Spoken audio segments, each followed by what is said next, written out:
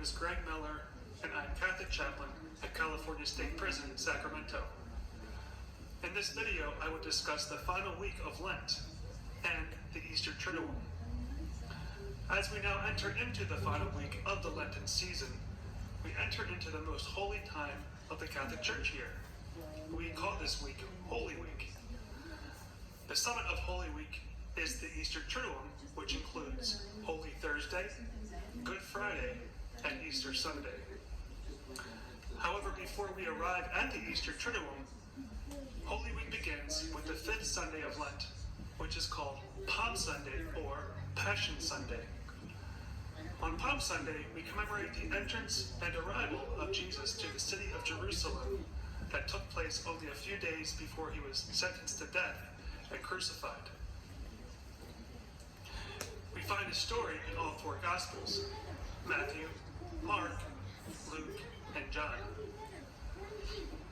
You may recall that the Gospels also tell us that people laid down palm branches to pave the way for Jesus as he rode into the city of Jerusalem on a donkey. Therefore, at the beginning of the Palm Sunday Mass, palms are distributed to the faithful to carry and wave during a procession into the church. The use of palm branches is significant for two reasons. First, the Gospels state that palm branches were used by the crowd as a sign of honoring and paying homage to Jesus. Second, palm branches represent the peace and victory that Jesus brings to all people.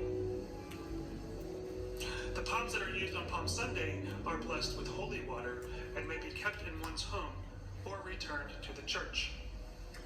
The palms that are returned to the church are incinerated and turned to ash. These ashes are then used the following year at the start of Lent during the Ash Wednesday service. One other important feature of Palm Sunday is that the liturgical colors change from Lenten purple to red and white to commemorate the blood and redemption of Jesus Christ. As noted, Palm Sunday is also called Passion Sunday. The reason for this title is that the Passion narrative is read at Mass. The Passion narrative is also found in all four Gospels, and it tells the story of the events leading up to Jesus' conviction, death sentence, and crucifixion. Later in the week, on the evening of Holy Thursday, the season of Lent ends and the Easter Triduum begins. Two other names for the Easter Triduum are the Paschal Triduum and Holy Triduum. The term Paschal means related to Easter. During the Holy Thursday evening Mass, we remember Jesus washing the feet of the apostles and the Last Supper. For Catholics, Holy Thursday also establishes the celebration of the Eucharist at Mass as the true body and blood of Christ. Further, many churches hold a ritual of foot washing at this Mass.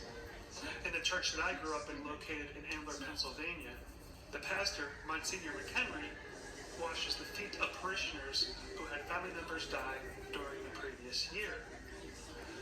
This act of service, love, and humility by Monsignor not only follows Jesus washing the apostles' feet, but it also shows by example how those present and all followers of Jesus are to act.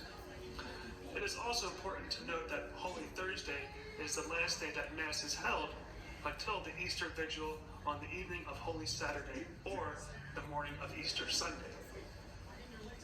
Therefore, Mass is never held on Good Friday, the day that Jesus was crucified. Following Holy Thursday, Good Friday commemorates the day that Jesus was condemned to death by the state of Rome. He was tormented, flogged, and then crucified by Roman soldiers. Death by crucifixion was reserved for the worst of the worst criminals. And use of crucifixion by the Romans was meant to wipe out any memory of a person from history. We of course know that the Romans were unsuccessful in wiping out the memory of Jesus. Along with the conviction and murder of Jesus, other significant events took place on Good Friday that you may recall, including Jesus was crowned with thorns as an act of mockery by the soldiers. Jesus carried his cross up a long path to Golgotha, also called Calvary, a site just outside of Jerusalem's walls where he was crucified. Jesus was crucified next to two thieves, one of whom asked for forgiveness. Jesus forgave those who crucified him. Jesus entrusted his mother, Mary, to John, the beloved disciple. And Jesus is buried in a tomb owned by Joseph of Arimathea. As mentioned, Mass is not celebrated on Good Friday.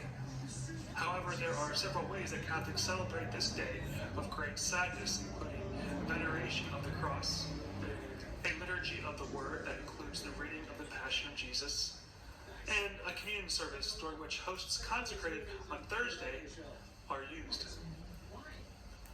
At the end of liturgy services, the altar is stripped and left bare, and the tabernacle, the holding place of the Eucharist, is left open and empty as a sign of mourning. Churches also often observe the hours from 12 o'clock noon to 3 o'clock p.m. in remembrance of the 3 hours that Jesus hung on the cross before his death. During this time, the church is left open for silent prayer, and people often use this time to pray the Stations of the Cross, a powerful way to pray with 14 scenes of Jesus' journey to Calvary and his ensuing murder by crucifixion. Moreover, Good Friday is a day of fasting that may include one full meal and two smaller meals that do not equal one full meal. Similar to other Fridays during Lent, the fast also includes no eating meat besides fish. Following Good Friday is Holy Saturday. Every time Catholics recite the Apostles' Creed, they say the line, "He descended into hell," or "He descended to the dead." This descending is what we would remember on Holy Saturday. At the time of Jesus' death, the disciples spent the day in mourning, and they also would have spent the day resting, as Saturday was their Sabbath. Moreover, Roman soldiers closely guarded the tomb of Jesus, so that the disciples would not attempt to remove his body. Today, Catholics are encouraged to spend time throughout the day in prayer and meditation on Jesus lying in the tomb, as well as mourning and allowing oneself to feel the grief and the sadness of his death, while also waiting with hope and anticipation for his return. The evening of Holy Saturday is also the day that the Easter Vigil Mass takes place. For Catholic, the Easter Vigil Mass is considered the most important Mass of the year. It takes place after sunset and before sunrise on Easter Sunday morning. And similar to Easter Sunday Masses, the Vigil celebrates Jesus' resurrection. At the start of the Vigil, the Paschal candle is blessed and then lit. This candle remains lit through the Easter season, and it is used for baptisms and funerals throughout the year.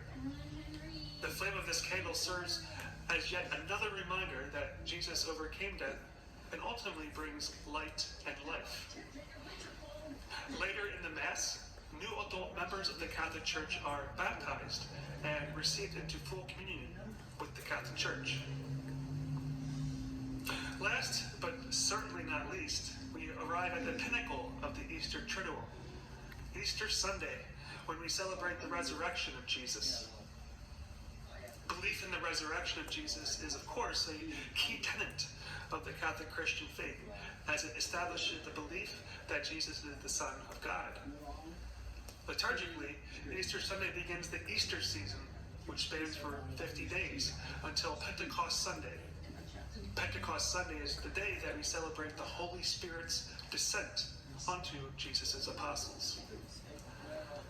Pentecost Sunday also marks the beginning of the mission of the Church. In closing, I leave you with a short and powerful prayer from an ancient Christian homily that is found in the book Days of the Lord. Rise up, O sleeper, awake. Rise from the dead, for I am the life of the dead. Rise up, work of my hands.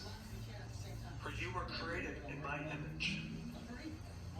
Rise, let us leave this place, for you are in me, and I am in you. Together, we cannot be separated. Blessings to you this Holy Week, and God bless.